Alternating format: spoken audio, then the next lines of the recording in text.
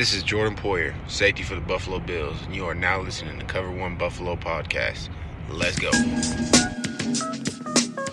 Good evening and welcome to the Cover One Buffalo Podcast. You are joining your normal partners in crime, Greg Thompson, Aaron Quinn. Aaron, how we doing? I'm living the dream, man. It's wild still. We talked about it last time about being a playoff team with football still left to play. I'm still adjusting to this. I don't know what it's like, but I'm getting better every day. I don't know what to do with my hands. It's crazy to try to figure out exactly how this is supposed to work. So to help us process that and to understand what we're going to be going through this week on Saturday facing the New England Patriots, we have welcomed Mr. Evan Lazar of CLNS Media. Evan, how we doing? Good.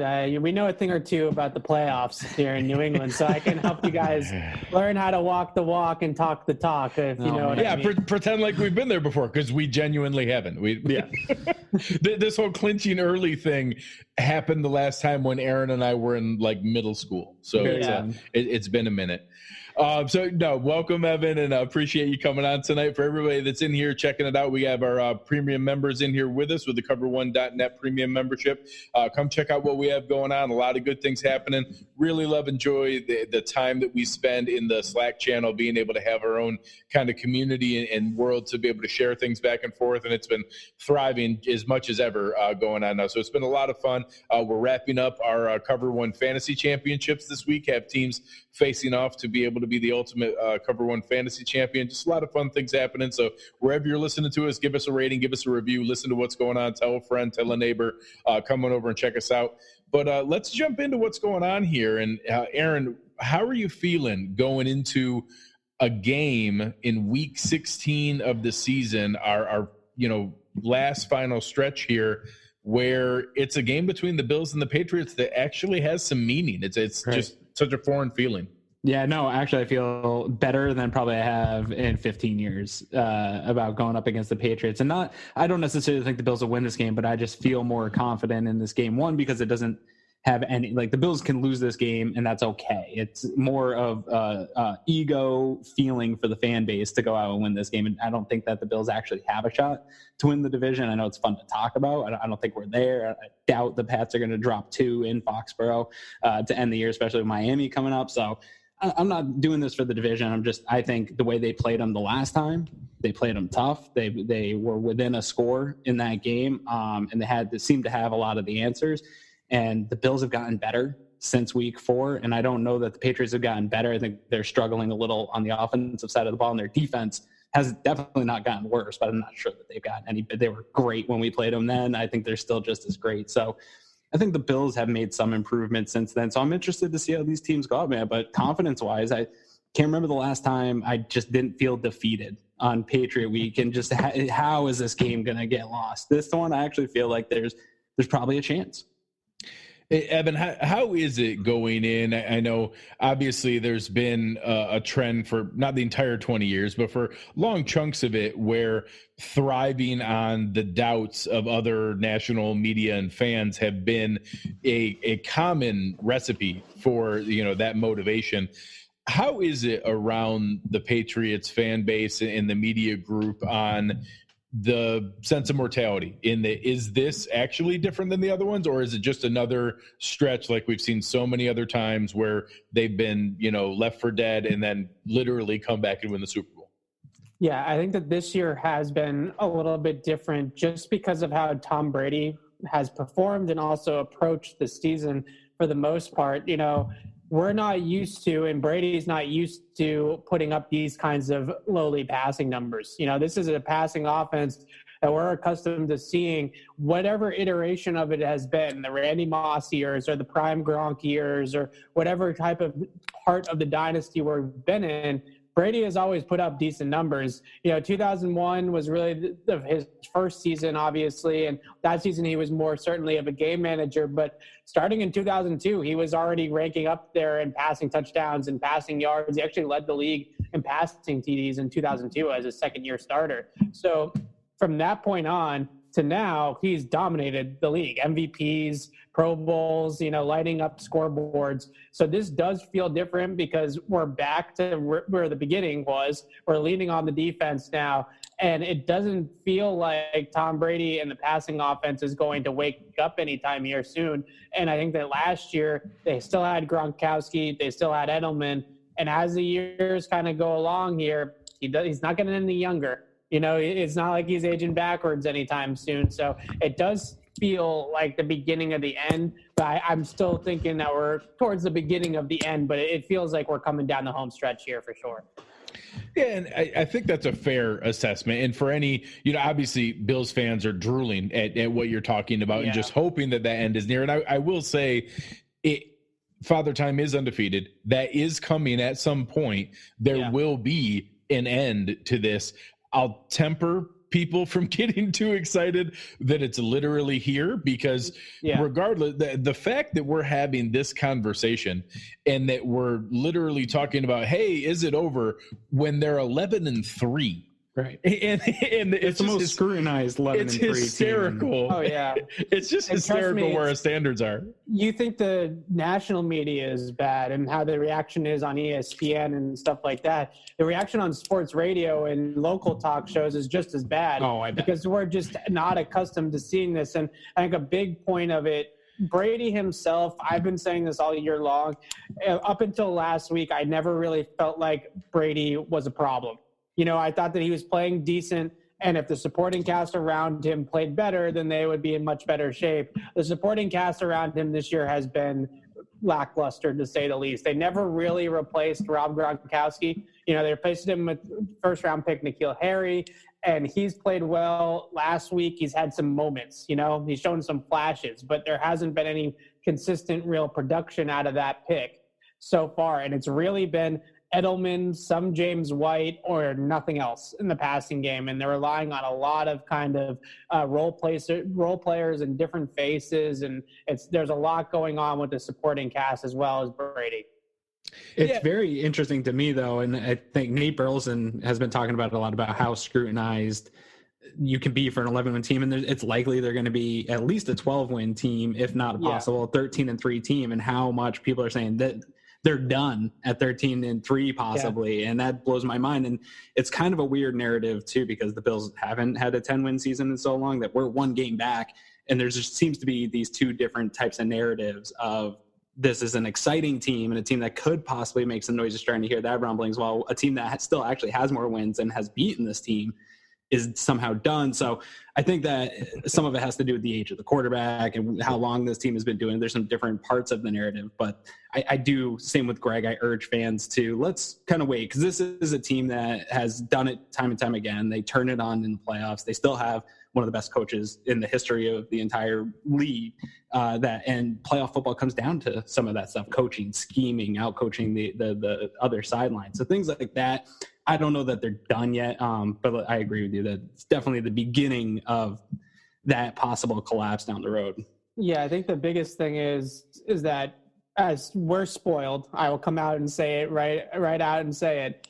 But part of that being spoiled has allowed us to see what 6 championship teams look like, right? And it allows you to take what those 6 teams look like, or even some of the other teams that made it to the Super Bowl and lost, so 9 teams really, or whatever you want to call it, and compare each new team to that team, right? So we can look back and we can say, okay, the 2019 team does not look as good as the 2018 team, or doesn't look as good as the 2016 or the 2014 team. Whereas other, I think, teams don't have that luxury of saying, Brady says it all the time, I've been around championship teams. I know what a championship team looks like. And this team currently right now is not there yet. Yeah. Well, and let's kind of dig in a little bit into what I think is going to be one of the biggest deciding factors here, is the battle of this Patriots offense and the Bills defense. And that in the first game, obviously you saw statistically what was, debatably Brady's worst game ever in a win. And that they were able to really control that I know this has continued to happen throughout the season, that Sony Michel hasn't exactly gotten back to that rookie year form, and that they were able to get Brady, I think, through 39 times. And, being in that kind of position, Do you think we're going to see that same approach this week? Do you think that we're going to see maybe a more concerted effort to run the ball, or is that going to be kind of a mix where they're still going to try to get the ball out quickly and try to get away from the strength of this defense? Yeah, I would think that the quick passing game will be a big part of it. I think one of the biggest narratives that's not being talked about right now is the fact that Tom Brady actually leads the league in pass attempts this year. That's crazy to me because the Patriots continuously are out in front of teams with big leads, right? And they're playing these games like the Cincinnati game, for example, where he didn't throw as much, but they're playing games like the Bengals or like earlier in the season against down in Miami or the Jets or whatever the case may be, where they're up 3 touchdowns and they're still throwing the football because the running game just hasn't really been there. And if you look at this Bills defense, at least statistically, I think they're second or third in pass DVOA, and then they're 19th in run DVOA. Yeah. So if there's any weakness, and it's a great defense, I'm not saying it's a glaring one, but if there's any weakness, it might be running the football. And it kind of brings me back to that second matchup last year where they ran the football a ton against Buffalo. They ran a lot of jet sweeps against the Bills also in that game here in Foxborough. And it was a whole lot of dosage of the power running game, Cordero Patterson around the end, that kind of thing. And I do wonder if that's more the game plan they go with, because if they drop back to pass against this secondary 50 times, I just don't see how they're going to have a good day doing that. What do you think is going on with the running game in New England? Because really, that even last year, when we talked about what a championship team looks like, the passing game was struggling towards the end of the year last year, and they turned on the running game to really guide them to a championship. Yeah. And out of nowhere, Sony Michel just has one of the best playoff performances I've seen from a running back in his first year. And my opinion on it is it's a couple of things, and I just want to kind of confirm that with you. That James Devlin going out for you guys, I think, was huge, and Michelle ran behind him really well. And then just the moving parts on the offensive line. I think there's a big issue at center that doesn't get talked about enough for you guys. Is that just really what's going on, or is Sony Michel not as good as he performed last year? Yeah, so the kind of the 3 pillars of the whole run defense thing that crumbled all at the same time, that led us to this point. Rob Gronkowski retiring. You lose one of the best blocking tight ends in the history of the league. That is a massive, massive loss, because last year, towards the end of the year, really at times throughout the entire season, Gronk was basically a blocking tight end with plus passing skills, right? But his blocking was really what was carrying the team, especially late in the season, until big moments like the overtime drive in the AFC Championship game or the big catch he had against the Rams in the Super Bowl. He was still big in those types of moments, but for the most part, it was his run blocking that really was setting him apart last year. You mentioned David Andrews at center. I think that Ted Terrace has filled in admirably for him. A career backup that gets thrown into the mix, really not because of an injury, because of a freak blood clot incident with David Andrews, and he's been decent. But David Andrews has essentially taken on a coach's role all season long. Hasn't missed a single practice since the blood clot diagnosis came down. He is a team leader. He was a team captain for 2 straight years. He is the vocal leader of the offensive line, an attitude kind of tone setter of the offensive line as well. So losing him was big. James Devlin in himself, I'm not sure how big of a factor that was in terms of Devlin, the player, but the fullback position as a whole, and losing the fullback when they lost rookie Jakob Johnson, who they actually kept on the practice squad to be a backup to James Devlin because of how important the fullback position is to them.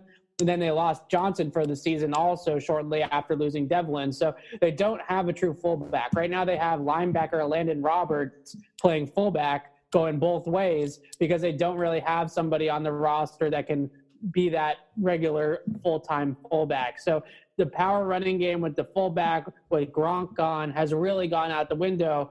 Since they got Isaiah Wynn back, though, over the last couple of weeks, now Cincinnati has a horrible run defense. They're one of the worst run defenses in the league, but the Patriots were able to put up 175 yards on the ground against them last week. So there are some moments where you do start to see some of that run blocking from last year, but the combination of the 3 guys I mentioned, Trent Brown also is now in Oakland, and I don't know if you guys know about Trent Brown. You probably do from last year. He's about 370 pounds. So that's a big guy that was really pushing guys at left tackle on the left side as well. So it's a microcosm of a lot of issues there, kind of just a bunch of things that kind of snowballed on the Patriots. I don't think that it's really been the backs. No, and I think that makes a lot of sense that, obviously Dante Scarnecchia has been creating, these magical combinations out of lesser talent forever. And at some point that's just not feasible. That, when you have maybe a bit of turnover, you have a rookie coming back from an injury that you're not sure exactly how it's going to be. You've given up a player that, he probably deserves half the money that Trent Brown got from Oakland. But then all of a sudden you compound that with losing a team captain and a leader there in the middle. That's a lot to ask to all of a sudden whip that back into the same caliber of what you had before. And then I do think most fans, if not all of them, underestimate exactly what you said in Gronkowski, that everybody always thinks of the fantasy football side of things and the highlights that they see. I think a lot of fans don't realize that he was, a Hall of Fame level blocker, let alone an above average one. So I think it's really makes sense once you lay out all the different pieces and those pillars that you said.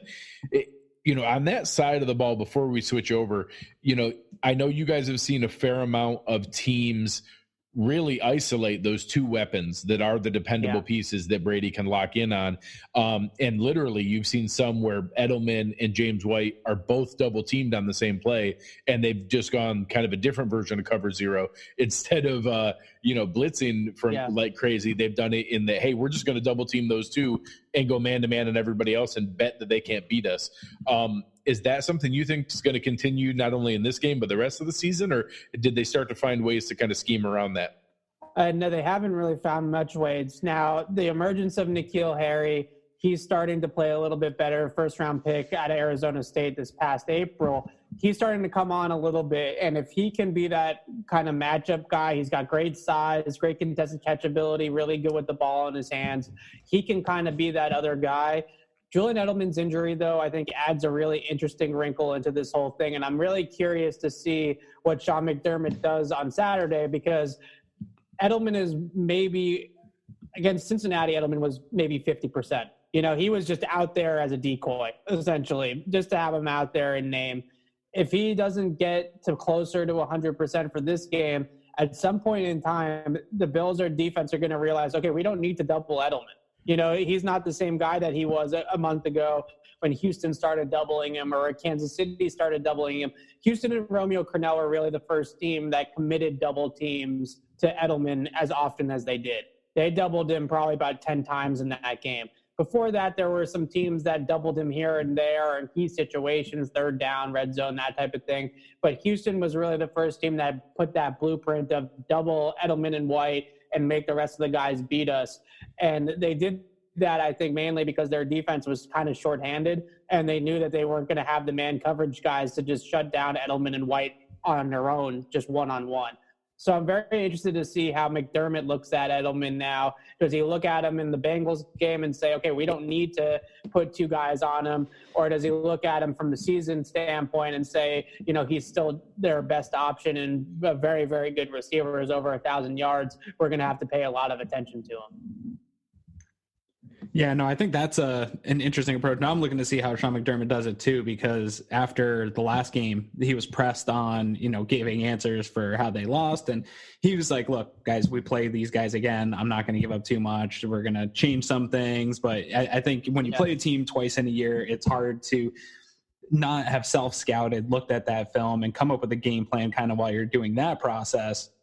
And to change what you think is going to work because something else worked for another team, it'll be interesting to see if he implements any of that and how much of it he would even implement. Because I think he felt after that New England game, look, we got a pretty good grasp of this team. He's had success against a Tom Brady-led offense since coming to Buffalo. The defense is almost there. They're doing enough to beat the Patriots. It's really the offensive side of the ball that is screwing these games up. So it'll be interesting to see how much he tries, because I'm a firm believer, too, of especially if you have a good defense, of kind of stick to who you are and don't try to be what the Texans were, because I think that's when good defenses do get in trouble. They start to be something they're not. This defense is best when they're, sticking to who they are and staying in their disciplined defense. So any other things on the offensive side of the ball for the Patriots that you're looking at this Bills defense? And I know you talked about the difference in DVOA. Obviously, the run defense seems to be the problem. They've picked that up here a little bit as the year has gone on. Do you see any other points that this team can attack or anything that really actually scares you? Is there any guys on this defense, like a Trey White, Tremaine Edmonds, that you think could be a game changer for Buffalo against your guys' team in this game? Well, I really think that just looking back at the history of Brady in recent history, really since Sean McDermott got there, against this Bills defense, they haven't fared very well. I mean, I would say that the Week 4 game that Brady played against this defense was the worst game he's played all year. You know, he had a stinker against Philly. His game last week against Cincinnati wasn't that great. But I would say that just from the tape, that was probably his absolute rock bottom of a game that I've seen from Tom Brady since he's really taken this turn in the back half of his career to like MVP every single week, you know? And I think that what your point was, and Belichick has talked about this every time they play the Bills, is, yeah, you guys don't tend to be like a big game plan defense. Like, it's not like you come out every single week and come up with this whole different elaborate plan for how to play every single offense, but you're so sound in what the things that you guys do that it's really difficult to beat you because you got great players and you got great players that have tremendous knowledge of the scheme, executing it at a very high level. And I think that often gives the Patriots problems because they look at it and they say, okay, you know, these are the 5 or 6 concepts that we like to play that we are going to attack their tendencies with. But Buffalo plays so many different coverages on the back end that it's kind of hard to predict which one they're going to be in play to play. And then when you start to roll those coverages, the Patriots love to adjust routes. Right. So they're going to look at it and Brady's going to look at the coverage and he's going to see cover 1 and he's going to see the outside receiver, and the outside receiver against cover 1 is going to run a back shoulder. But if it's a cover 2, the outside receiver might convert that to a post. Right. It might be a different type of route. It might be a sit. It might be something else. So when they roll those coverages and those back safeties, Micah Hyde and those guys are rotating through them, it gives the Patriots some problems because they have to then have everybody react post-snap to all these rotations that Buffalo is doing. So over the last game in Week 4, I would certainly say that was a big part of what Buffalo did to confuse Brady. Was they showed the picture pre-snap. Everybody on the field thinks it's a too high look. They're running one route pattern based off the too high look. Then they're going to rotate into post safety, and now we have to change the entire thing. And that gives that offense a little bit of pause. Everybody has to be on the same page and doing it on time. So that's what really murks them up, I think. I think it's exactly like you said, the things that get underestimated with, you know, today's free agency constant turnover movement is that we are in the 3rd year of the same defensive system with the same defensive head coach, the same defensive coordinator, Trey White, Micah Hyde, Jordan Poyer, Matt Milano. All those key coverage pieces are in their 3rd year of that same system. And like you said, that some of the stuff that, you know, as I'm learning all the time from people like Eric and watching the film breakdowns and how we go through the different things, but simple things like, you know, when I see, hey, they're sending that slot receiver in motion across the field and, oh, a guy's trailing him, that must mean it's man coverage. And then you see them drop back, be like, oh, they literally just faked that. They just moved the zone coverage over to the other side and everybody shifted over a slot. And they did that purely to throw him off, to make it look like it was man. And just, I don't know how many secondaries can do that seamlessly and communicate and still come back with the right coverage without leaving a gaping hole somewhere. And that's where you're starting to see some of those turnovers and the tip balls and the constantly suppressed passing numbers that we're seeing. Is they're genuinely tricking professional quarterbacks. Yeah, it's very similar. You know, it's a different scheme, much different scheme than what the Patriots run. But the secondary that Buffalo has built is very similar to what the Patriots have built. It's a lot of veteran guys back there. You have a top corner in Trey White, like we have a top corner in Gilmore. You know, it's very similar in terms of how it was built. And I think that it really starts, as much as Trey White and Gilmore deserve all the credit in the world for what those guys do with taking guys on islands and stuff like that and really manning up guys, the safeties, I think, are really the key to the whole thing for both teams. Devin McCourty, Micah Hyde, Jordan Poyer, Harmon and Chung, those guys, their ability to play in various different schemes, whether they're too deep or single high or playing in the box or playing robber or playing man coverage against somebody, all those different type of things that they can do, that allows the entire defensive back end to just rotate through whatever they want to do on a given snap and really confuse quarterbacks, like you said. And the Patriots have confused quarterbacks into many interception this year, obviously, and the Bills are, seeing similar success. Well, let's flip over to the other side of the ball here and what will be an interesting but maybe a little bit more predictable element here. And I think it's going to be trying to see has some of the recent progression and that Patriots game by Josh Allen has been spoken about pretty publicly as a turning point for him, specifically for Daboll, some of the shifts that we've seen and him moving up into the booth, some of their shift moving to the up-tempo, no-huddle adjustments that they're doing. And that now trying to see that we didn't have Devin Singletary in that week 4 matchup.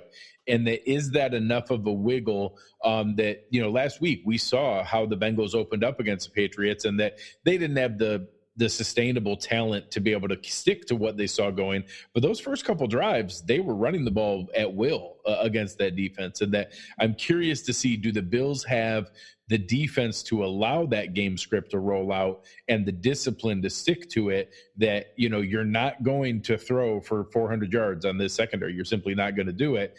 Do they have the discipline to stick to it and continue to try to punch them in the mouth and see, hey, is there some, like you said, comparing the Bills defense, it's not a weakness in the sense of the Bengals run defense, but it's the lesser of the two options. And that if you have a better chance to run the ball, do you think the Bills are going to have the discipline to stick to it for the whole game?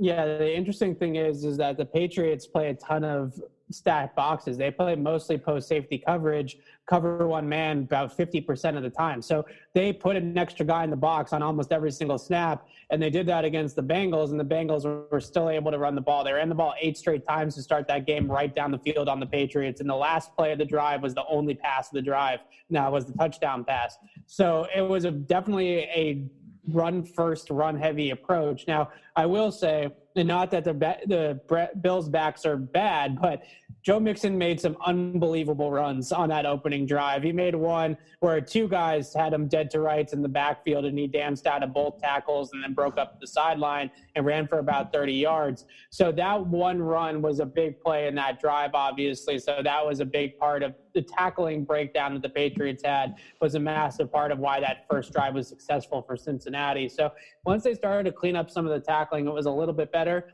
But running the football, but also not just running it with the tailback, but involving the quarterback somehow in those runs, which is what I think if I was Buffalo, and I know that they have some parts of their offense that involve this, but it's not like they're running what Baltimore is running, for example, with Josh Allen. But they have some parts of their offense where Josh Allen is at least a threat in holding a backside defender, or maybe has some sort of an read option type play built in where they can have 2 guys in the backfield and he's reading a player on the defense and he's either giving or keeping it himself. Those types of option plays, whether it's triple option like what Baltimore did or what Deshaun Watson in Houston did against them a few times as well, have given the Patriots fits for years. It's been a problem that Bill Belichick has had for a long time playing out of this defense and out of this scheme, is they can't seem to get those option plays handled. So if I was Buffalo and I was Brian Daboll, it's certainly in certain situations like down in the red zone, I would definitely try to pull some of those triple option, read option type plays out and use some of those guys creatively, like maybe a John Brown on a sweep or something like that as well. I think that can really pay dividends. The 2 biggest things that I would do against the Patriots defense if I was an opposing offensive coordinator are, one, if you have a quarterback that's mobile like the Bills do, try to incorporate some sort of quarterback element to your running game. Even if he's not actually going to run with the football, just the threat of him running with the football has held that backside defender for a long time for the Patriots and really made it difficult for them. The second thing that I would do is I would throw to the backs and the tight ends. And this fits the Bills perfectly, really.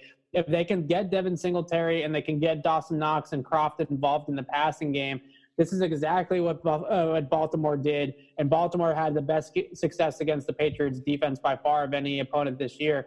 They ran the ball with Lamar as a threat. Lamar himself actually didn't go off running the football. It was Mark Ingram that went off running the football against the Patriots defense. And then they threw the ball to the backs and the tight ends. And those two, that kind of formula really worked out, because if you try to target these corners on the Patriots, J.C. Jackson, Stephon Gilmore, if John Jones plays, those guys have shut down opposing receiving corps all year long. I mean, it's just been a no-fly zone. You know, Gilmore and J.C. Jackson rank 1 and 2 respectively in passer rating allowed into their coverage. They're both allowing passer ratings of below 33 right now this year. So you don't want to test those guys too often. If you can test the linebackers, if you can test the safeties, that's where you can have some success. I do think the path to victory for the Bills is going to be on the ground. They had some success with Frank Gore in week 4. Yeah, and he I ran think well against them. He did, and his style actually plays well with what the Bills line up to do against the Patriots. So I wouldn't be surprised. I know fans haven't liked the production that we've gotten out of Frank Gore as of late. I do think he's kind of the guy that the more carries he gets, the better back he is. He's not the kind of guy that's going to get 10 carries all spread out throughout the game and be able to get going and get in a rhythm. I still think Singletary is obviously going to be the go-to guy. My concern with some of what you said in Singletary and Josh Allen even being involved in run plays, even though I'm pro, there's a split in our fan base of people that don't want Josh Allen to run in any designed runs. They don't like him. I actually like them. I think they've had good success with them this year, especially in the red zone, like you touched on.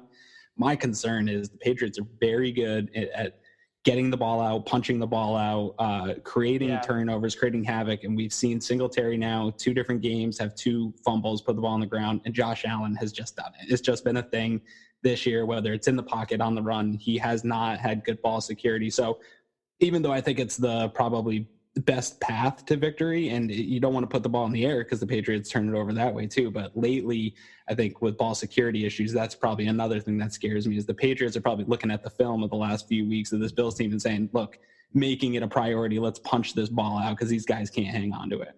Yeah, if Singletary has fumbling concerns, and I saw the fumble obviously last week against Pittsburgh, the Patriots will be punching at the ball all game long. You know, they're a very big advocate of their team tackling team, right? They don't want you to get their guys one-on-one in space, and they're very good at rallying to the football and playing with good leverage. So they'll play with the very good sound leverage, and they'll push guys to their help. So once they push guys to their help, you're going to have one guy going for the ball and one guy going for the tackle pretty often. And they've gotten a lot of balls out that way. So if I was the Bills, though, Gore, what I love so much about Gore is 2 things. One, he's really patient between the tackles, which against the Patriots can really help you out because they're a defense that's going to try to hold the point of attack. They're not a penetrating defense. They're a 2-gap system. So they're going to try to hold up blockers. They're going to have those big guys, Danny Shelton, Lawrence Guy. Those guys are going to try to eat blockers, and they're going to let their linebackers make the plays. If you can be patient, can wait it out, you can get some of your linemen on the second level and up to those linebackers. That's when you can really start to push the Patriots off the ball. And Gore's got great patience for it. And he's also really, really good at manipulating second level defenders, right? I mean, that's just a savvy vet thing. And so he'll look at, Jamie Collins, and he'll see that Jamie Collins is flowing one way, and he'll give him some eye candy and say, Jamie, I'm going that way. So you're going to meet me in the hole. I'm going to go this way for 2 steps. You're going to think I'm committing to the backside B gap, and then I'm going to hit you front side, and you're going to be like, where did you go? That's a thing that Frank Gore I see all the time. And Sony Michel, who I think has been a pretty big point of contention for Patriots fans, was it a bust? Was it a good pick? Whatever. I wish that Sony could sit down with Frank Gore and just learn that second level manipulation from him, because that's like, if you're not this like explosive playmaker of a running back that's got a great 40 time and great elusiveness, or like a jump cut ability, like a guy like Singletary, you got to be able to win with vision and be able to manipulate some guys. And Gore is really good at that. So those couple of things that he did, Ingram, Frank Gore, those are those types of backs, those patient, really guys that can probe the middle of the defense. Nick Chubb's another one of them. Those are the guys that the Patriots have had issues with. Well, it's funny you bring that up. It's actually one of the biggest, points that we're happy about on our side of it is Frank Gore being able to be a mentor for Devin Singletary. And the Singletary is not a phenomenal athlete. Most of it's been kind of small wiggle jump cut moves, maintaining contact balance, things like that. So I'm really curious to see how it's going to play out. And I think Aaron has a good point in how they approach this game. Is it maybe back to that 2/3, 1/3 mix that we've seen, 20 carries for Singletary, but 10 or 12 or 15 for Gore, and trying to be able to get that run total up over 30 where I know they're targeting. So it's going to be curious to see how that shakes out of here. Before we get you out of here, we got to figure out, where do you see this game going? It's as legitimate contending of a game that we've seen in this Bills Patriots division rivalry for so long, and I use the term rivalry very, very loosely. And in that sense, it's the first time we've seen a legitimate contending game. That the division is technically within question, even if it's likely. And I've kind of hinted before I get your prediction. One of the pieces I'm most looking forward to, if I want to maybe be a petty fan, is that I don't think we can win the division, but I do think we can make the Patriots play on Wild Card Weekend. I don't like the sound of that. Yeah. And that's another game I have to work. It's another game that I don't want to be cold out. Yeah. So if I'm going to hold to anything, I'm pretty sure if the Bills win this, that the Patriots are still going to beat the Dolphins. But I think the Chiefs are going to win out, and I think they'll pass you guys for the bye and for the second seed. So at least I could take solace that if we can win this, we can at least make your lives more difficult. Yeah, so the last time the Patriots didn't have a bye was 2009. They've had a bye for that's that. so disgusting. Yeah. So 2009, they played on Wild Card Weekend, and I'm sure some Bills fans will revel in this moment. Ray Rice took the first carry of the game and ran it 75 yards to the house, and the Baltimore Ravens absolutely blew out the Patriots. I do remember that. And they lost that game on Wild Card Weekend, and they've had a bye ever since. So the point of bringing that up, Bill Belichick takes the bye extremely seriously.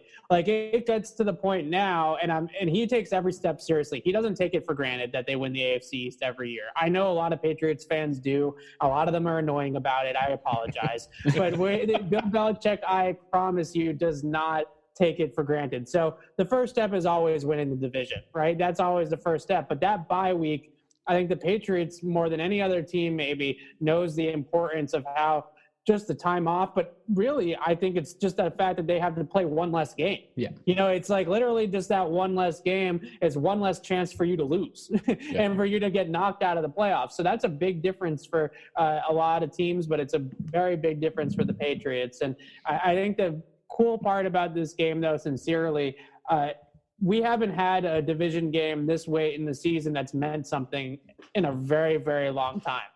Right. And it's fun to finally have a team. And it's not like the Patriots are 9-7 and having a bad year. And that's why we have two really good teams that are going head to head here in this game that are a 3-loss team and a 4-loss team. So it's a legitimate game. So it's a lot of fun to finally have a divisional game this late in the year that we have some stakes in, for sure. Can you leave us with a prediction?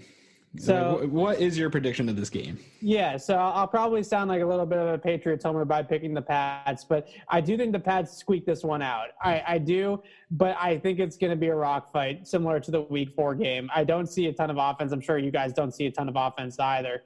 And I'm thinking somewhere like, 17-16. Like I'm thinking late field goal or late touchdown drive by Brady to put this over the top for the Patriots. But this is going to be a game. I think that I don't think the Bills have beaten Brady in a game in Foxborough that he's played the full game.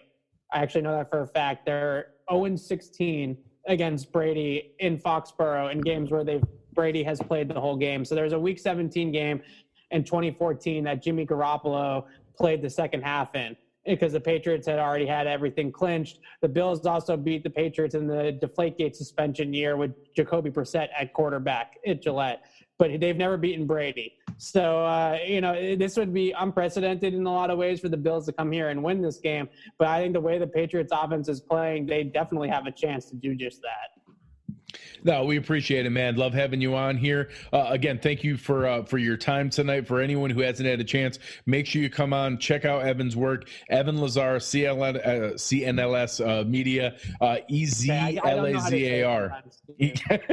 I made it the first 3 times. I was very proud of myself. Yeah. No, appreciate your time here tonight. We enjoy having you on, and we will look forward to hopefully an entertaining, fun game here this weekend. Yeah, absolutely. I'm really looking forward to this one, guys. Thanks for having me on. Cool. Thanks, man. Thanks, Evan. So, Aaron, it's fun to be able to talk with someone like Evan and being able to, get that perspective. And God, some of it's infuriating. It's only the second time in my life I've talked to a Patriots fan and not ended in a fight. With that Mark Sofield's the only other one, and Evan. So, yeah, some of the things that he just says matter of factly. That this is the first time we've had a bye for 10 straight seasons. Yeah. Oh my God, it's disgusting. It's true. So let's try to block that from our minds for a moment here. What do you think we see this weekend? I think that there's, you put out a tweet earlier that I read and just kind of nodded that, they have a shot, and they're a 6.5 point underdog for a reason. That's real. That's not fabricated. I think that's kind of high. I think that that's a good bet for anybody looking for wagering advice here. I think that the Bills can cover 6.5 points. I think they can keep it close enough. And anytime you have a team who has a chance to win, and it's, I'm not saying they're, absolutely going to win, but they absolutely have a chance to win, and you're getting almost a touchdown, that's a good bet. So what do you think we're going to see? Yeah, I think the line's way too out of whack for this, and I get it. Some of this is just based on historical that what these two teams always do. But I put out a meme in the Slack channel and also on Twitter, and I try not to just compare games straight up, but I look back at that Week 4 game and I do see. I think the New England offense going into that game was as best as they've been this year. At that point early in the season, they were putting up, they were beating teams by 30, and historic. They had a historic point differential at that point. Yeah, they were doing the Patriots thing, and then they kind of hit a wall against the Bills, and they kind of continued to hit a wall. I don't know that the Bills did it to them, but it just kind of seemed to all catch up with them. And now you look at. I think both defenses are just as good as they had been in that week, but the Bills' offense seems to be the only part that has progressed, and the Patriots' offense has regressed. So I look at that last game, Allen being out, Allen being out in the fourth quarter, Singletary being out for the game, and just the additions those guys alone are, plus the progression of the Bills' offense. I think it's going to be a lot closer game than it was in Buffalo, and I think that we're going to continue to have close games with the Patriots as long as Sean McDermott's here, and they have this. They know the size of this game, even if I think in their hearts they probably know they can't win the division. They know what this game means. This is one they want to go to the Pagulas on Sunday and say, look, we just slayed. We're the Kingslayers. Yeah. We did it. We beat them, because that's the thing they haven't done yet. That's a checkbox they haven't done yet. And I think that's motivation enough to come out with a good game plan. So I feel more confident than ever, man. You know me. I grew up in New England. I've been beat down by these people for the 20 years of my life. I've never felt more confident that we can at least go toe-to-toe with them for 4 quarters. Yeah, no, I absolutely agree. And I think there's a couple sneaky parts that are slight differences. So there were some things in that Week 4 game that I think fans are being a little dismissive of. We're only a blocked punt away from winning that, and that we had a very uncharacteristic end zone interception by Tom Brady. That was a scoring drive. They were throwing the ball into the end zone for a touchdown, and we happened to pick it off. And Micah Hyde tricked him and was able to do that. So we earned that, but we also gave up the 80 yards that went into that drive to get them down to the 4-yard line. So there's a couple things that I think maybe it could have been further out from that score. But the other things in our favor, I think Devin Singletary is a legitimate difference. I think that's a big factor, that we can now have Frank Gore as a complementary piece, and that Devin Singletary can make some of those guys miss and be able to lean into that. I think we're healthier than they are. I think they've had a couple dings since then. Jonathan Jones hasn't practiced and looks like he's going to be out. They're down again to had movement. They had Ted Karras out and now back in. He's not 100% back. They have a couple different guys that are kind of working their way through some injury pieces. They like I said, they lost both fullbacks since then. So different pieces that, kind of had little advantages, little bumps, little things that have gone our way that were trending in the right way. We weren't running that up-tempo offense. We weren't running the no-huddle adjustment read offense that we're seeing now. I think all of those are small incremental pieces that are in the Bills' favor since that matchup. Now, that matchup was in Buffalo, and this one's in New England. I think that at minimum negates some of those differences and maybe brings it back to even, but probably just cancels it out from that standpoint. But there are reasons to be able to think that we can go in there and be able to hang with them. And I'm excited to see that. And that with the prediction that's going here, every bit of me wants to predict the Bills to win. And the 20 years experience and the confidence here and everything that we've seen, I just can't bring myself to pick directly against Belichick and Brady, and that I have to see it to believe it. And I want desperately to be wrong. The over-under's at 36.5, 37. It's really, really low. So they're calling for kind of a 23-17 kind of match, a 20-17 kind of game, somewhere in that ballpark. I don't think it's going to be quite as low scoring as the other one. I think there's going to be a little bit of movement. I think the Bills can run the ball. I think they get it really close. I think Evans' number is really, really close. I think we're going to see maybe 19-17 Patriots, and I think the Bills are going to cover, and I think they're going to be right there in that ballpark. I picked the same exact thing earlier today. I was watching some Patriots, just looking at everything, thinking about it. 19-17 is where I ended up too, and that could flip either way, but I picked the Patriots, and I agree with you. And nobody should get slammed for picking the Patriots until it's kind of I'll do it when they do it type thing. Like I'll believe it when I see it. Like if they can go into Foxborough and beat the Patriots, then I'll start picking them with my heart. But that road thing doesn't scare me as much as it used to. I think seeing the Patriots lose in December at home and then seeing what the Bills have done on the road, defense travel, so that's all good things.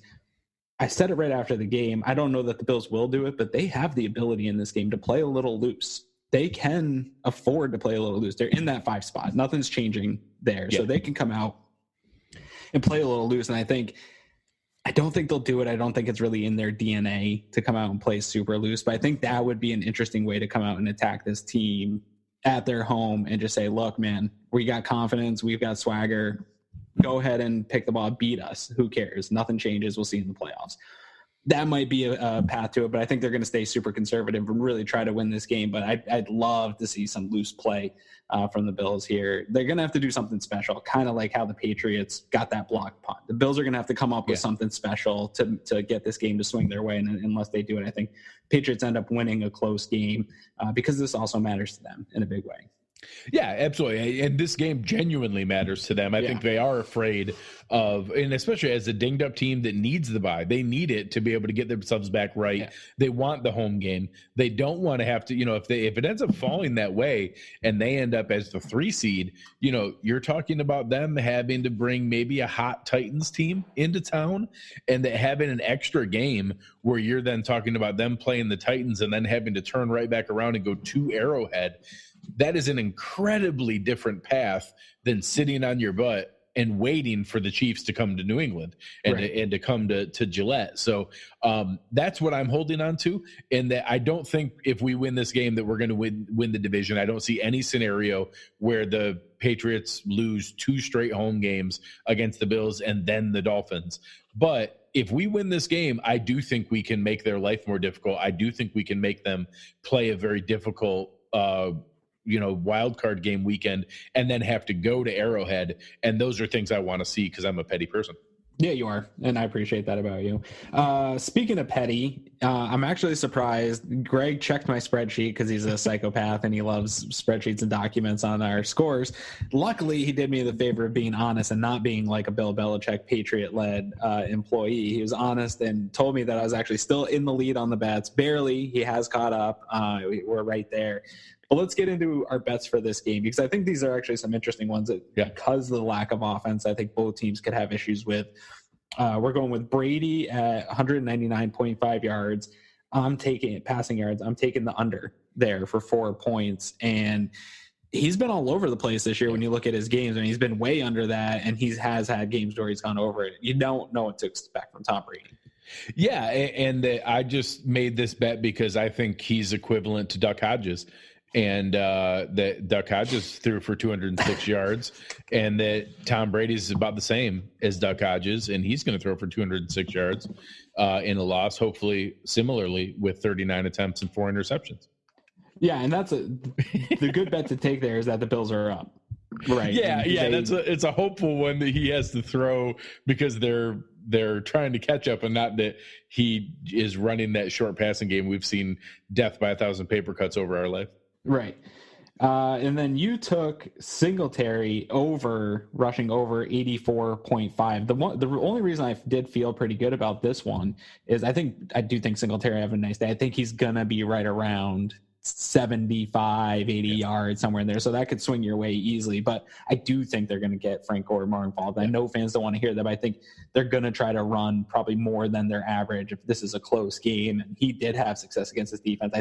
I know fans don't want to see any more Frank Gore, but I think you're going to see a little bit of him here this week. So that's why I felt comfortable taking the under there. But that one could be, out of all these bets, I feel most confident that one could probably swing your way because that's the path to victory. Yeah, and I think that their absolute target is that Broncos game where, we kept Josh's attempts down to 20-25 area. You had 21 carries for Singletary, 15 for Gore. That's the exact kind of range they want to be in. And it really just depends on the efficiency that they're clipping along at. But I could absolutely see Singletary having 20 carries for 79 yards and Gore having 15 carries for 60 yards. And that we're right there barely at 4 yards a carry, but we're getting the 35 carries we need. And that, Josh sprinkles a couple in and probably a little better yards per average for Josh. But that, if we get that means that we're getting close to that 200 total yards rushing, which is absolutely what they would need to pull this off. Yeah, and similarly, we're looking at another bet here, finish it off with Pats rushing at 119.5. I took the under on there for 4 points, but I do think that just kind of flip it back at you. It's like the Spider-Man meme where everybody's pointing at each other. I think their path to victory is the same as the Bills, and that would be running the ball. So that keeping them under that rushing total, I think you have a really good shot at winning this game if you can keep them under 120. Yeah, against the Bengals, they went for 175. Against the Cowboys, they went for 145. So their last 2 wins, they've gone over. In the 2 losses to the Texans and the Chiefs, they were right there around 100. They were at 94 and 105. So, I don't want to be that simplistic about it, that it's, literally that's whether you win or lose, but that's roughly where it's been. In the loss to the Ravens, they had 74 yards rushing.